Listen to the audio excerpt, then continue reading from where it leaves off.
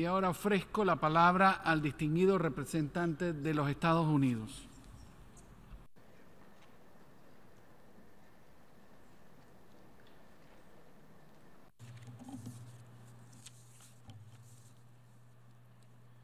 The United States would like to thank the President of the General Assembly for hosting today's important meeting, and welcome President Poroshenko.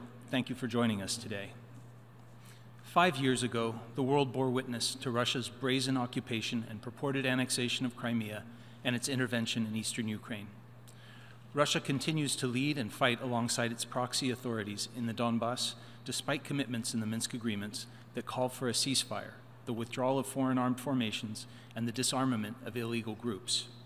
Within only a week of signing, Russia grossly violated the agreements by ordering tank units manned by Russians to take the key rail hub of Debaltseve, killing over 100 Ukrainian soldiers and seizing hundreds of square kilometers on the Ukrainian side of the September 19th line of contact to which Russia itself had agreed. Some of the Ukrainian soldiers captured in Debaltseve remain held by Russia 4 years later, again in violation of the Minsk pledge to release all captives. Moscow continues to destabilize Ukraine and attempt to make it subservient to Russia. In reality, Russia is pushing Ukraine and its people farther away from Russia and strengthening Ukraine's resolve to defend its freedom and independence.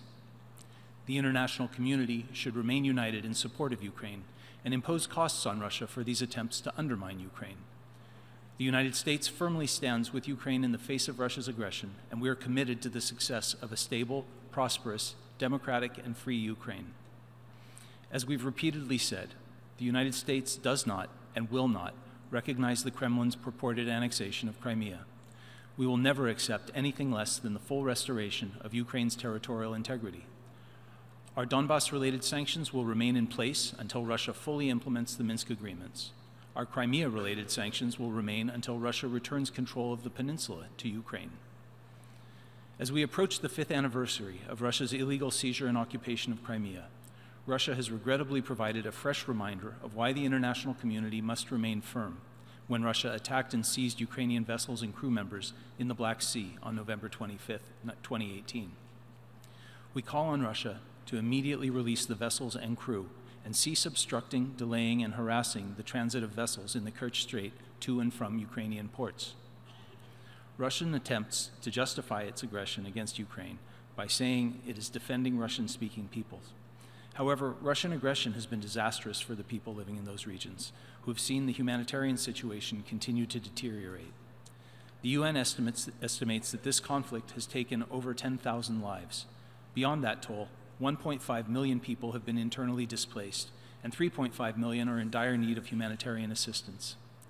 The elderly, who account for most of the crossings at the contact line between the government and non-government controlled areas of Ukraine, face treacherous conditions in their journey to see relatives and access Ukrainian government services. Many others have been hurt and maimed by episodic violence, heavy weaponry, and the hidden menace of landmines. The profound impact of the conflict doesn't end there. More than 1.1 million people are food insecure or need support, and schools, universities, and businesses struggle to operate. In Crimea, Russia engages in a campaign of coercion and violence to suppress any voice that questions Russia's occupation, including through misusing counterterrorism and so-called anti-extremism laws to suppress dissent, as Russia attempts to further consolidate its occupation in the peninsula. Russian occupation forces also raid, harass, detain, deport, and forcibly conscript members of the Crimean Tatar community, ethnic Ukrainians, and others who support Ukrainian sovereignty over Crimea. The United States calls on Russia to immediately release the over 70 Ukrainians it has unjustly imprisoned, including Ola Sentsov, Alexander Kolchenko, Vladimir Balguk, and Ruslan Zaytuliev. Russia has also created a hostile and dangerous environment for journalists and media workers, human rights defenders, and defense lawyers to perform their work independently and without interference in Crimea.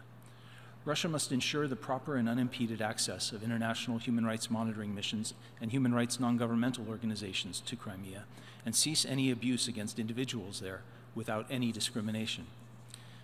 The United States will continue to draw on the range of measures we have at our disposal, including diplomacy, sanctions, and security assistance to support Ukraine and make clear to Russia that the only resolution the international community can accept is the end of Russia's efforts to undermine Ukraine's sovereignty and territorial integrity. We will continue to coordinate our efforts with the many other countries supporting Ukraine. Ukrainians have repeatedly shown that they will not be deterred from charting their own course, and the United States will stand with the Ukrainian people until there is an end to Russian aggression. I thank you. Doy las gracias al distinguido representante de los Estados Unidos de América y doy